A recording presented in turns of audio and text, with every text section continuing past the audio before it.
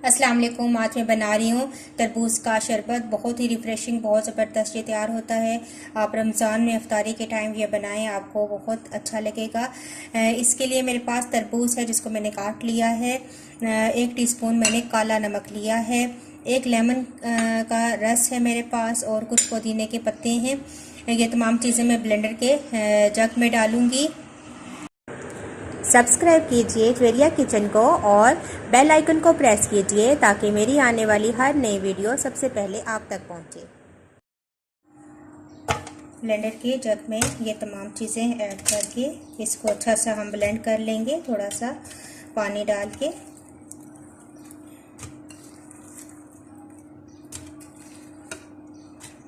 नमक डाल दें, लेमन जूस और पुदीने के पत्ते। थोड़ा सा मैं इसके अंदर पानी ऐड करूँगी और अब हम इसको ब्लेंड कर लेंगे। ये देखें, मैंने ब्लेंड कर लिया है। अब मैं इसको किसी भी बर्तन में छान लूँगी पहले, ताकि बीज वगैरह जो हैं वो साइड पे हो जाए।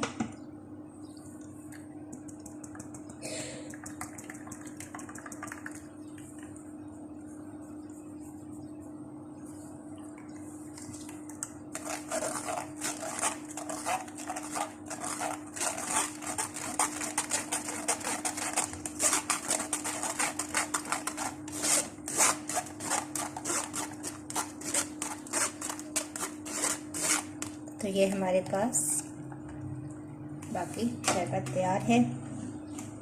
अब मैं इसको गिलास में डालूंगी।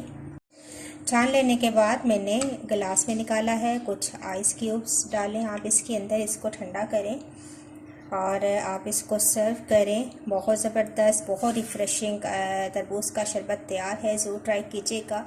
और अगर आपको ये मेरी रेसिपी अच्छी लगी तो इसको लाइक कीजिए, शेयर कीजिए अपने फ्रेंड्स के साथ। मुझे अपना फीडबैक ज़रूर दें। नेक्स्ट वीडियो के साथ दोबारा हाजिर होंगी। अल्लाह हाफिज़।